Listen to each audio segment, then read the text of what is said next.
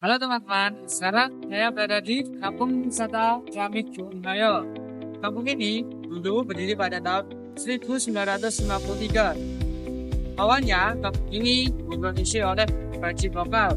Namun, seiring berjalannya waktu, kampung ini jadi terkenal dan menjadi komoditas khas Malang. Saat berada di kampung wisata ini, kita dapat dengan proses pembuatan keramik dari awal ke akhir. Tak hanya itu, kita juga bisa membeli produk kerajinan yang berkualitas dan bisa dijadikan sebagai oleh-oleh. Produk unggulan dari Kampung Wisata Keramik Dinoyo ada berbagai macam seperti cangkir atau teko, piring hias, kupas bunga, dan tentunya juga keramik khas motif batik atau klasik. Fasilitas pendukung yang ada di Kampung Wisata Keramik Dinoyo juga ada berbagai macam seperti toko oleh-oleh, galeri pameran, area parkir, dan juga beberapa tempat menyediakan guru singkat untuk umum. Selamat siang semuanya. Kali ini kami mendapatkan kesempatan untuk menggali informasi secara langsung kepada Bapak Yono selaku salah satu pemilik toko keramik di tempat wisata keramik Dinoyo ini. Mungkin pertama bisa diceritakan dulu Pak bagaimana awal berdirinya toko ini. Berdirinya tahun 90 ya. Nah itu sebelum berdiri ini saya memang gerak di bidang keramik, jadinya saya tinggal melanjutkan aja. Dengan perkembangan waktu, Kampung Dinoyo kemudian dikembangkan menjadi destinasi wisata yang dikenal sebagai Kampung Wisata Keramik Dinoyo. Wisatawan dapat melihat proses pembuatan keramik, membeli kerajinan keramik, dan menikmati suasana kampung yang unik. Kampung Wisata Keramik Dinoyo menjadi salah satu destinasi wisata populer di Malang. Kalau dulu memang ciri khasnya dari tempel dan putih, tapi sekarang mengikut tren yang ada.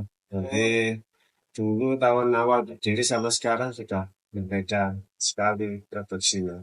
Kalau yang tahun itu dijual, tahun ini kayaknya kurang gelap. Barang mentahnya itu kita beli di pemerintah ya, bahan setengah jadi. Jadi mentahnya itu mentah setengah jadi sudah dicampur. Ada berbagai macam tanah, ada yang dari Bangka Belitung, ada yang dari Blitar, ada yang dari Semarang, ada yang dari Pojong dicampur jadi satu di sana, dan kita dapat sudah setengah jadi sudah bentuk jadi satu gitu ya. Kemudian kita beli, kita masukkan ke dalam mixer, digiling ke sana sampai cair, kayak kekentalan orang mau bikin kue itu. Iya. Hari itu dimasukkan ke dalam cetakan. Cetak, orang menyesuaikan serapan cetakan, kurang lebih 5 menit. Baru kita tuang, kemudian kita biarkan beberapa saat, dan kita buka, jadilah bentuk baru. Kemudian kita jemur, setelah dijemur, baru di finishing. Setelah di finishing, jemur lagi, terus di finishing lagi dengan aksesoris atau lukisan dan sebagainya. Kemudian kita kasih namanya pelindung kilat. Setelah itu baru masuk tungku. Bakar kurang lebih 10 jam. Terus dibongkar menunggu dinginnya kurang lebih ya siap. Saya mengikuti ini ya, mengikuti yang pertama pesanan, yang kedua tren untuk saat ini ada yang tanpa warna, ada yang dilukis, ada yang ditimbul dan macam-macam. Jadi sesuai permintaan kadang-kadang. Tangan pesannya biasa. Ini yang saya dari awal karena masuk ya.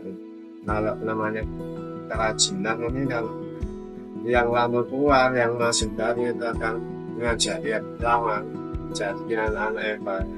Tidak semerta-merta bisa gitu. Tantangan yang kedua, kalau bisa mengucap kita juga harus ekstra feel.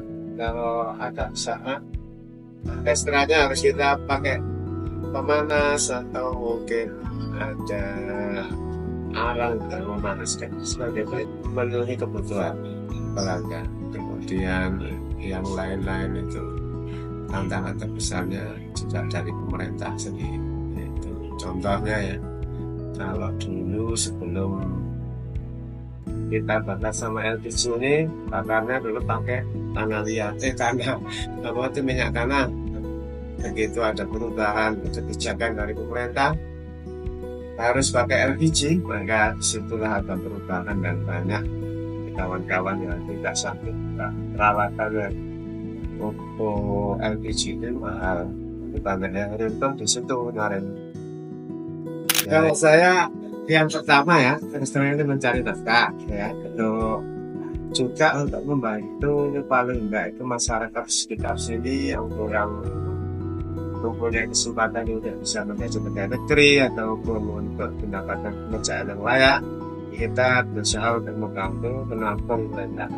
Menurut saya penting enggaknya ini adalah ciri khas Kota Malang. Kalau ini musnah sehingga nggak ada lagi kampung wisata keramik ya. Nah ini harus kita pertahankan sebenarnya dengan berbagai macam corak atau kemampuan kita harus kita keluarkan.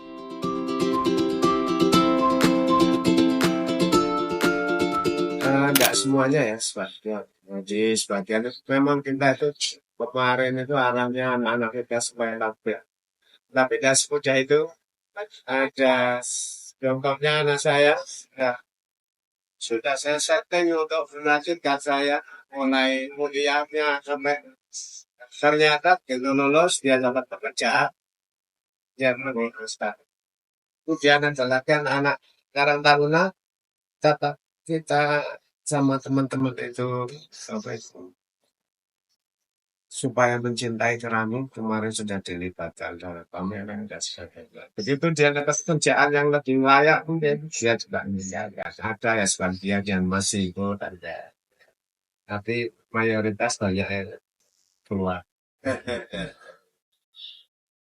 Kalau harapan saya itu sebenarnya ya istilahnya mengajar kayak istilahnya kalau masnya tahu air zam-zam itu ya itulah saya konsepnya kemauan saya bisa bermanfaat untuk banyak orang, kemudian saya juga bisa membantu di sekitar orang di sini ya, mungkin membutuhkan pekerjaan atau sebagainya, kemudian bisa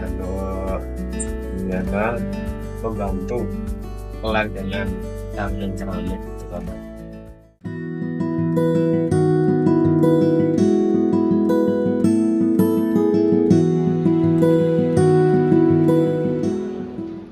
Melestarikan kerajinan keramik tradisional bukan hanya sekedar mempertahankan budaya bangsa, tapi juga tentang bagaimana nilai-nilai lokal, identitas daerah, dan kreativitas dapat bertahan di tengah arus modernisasi.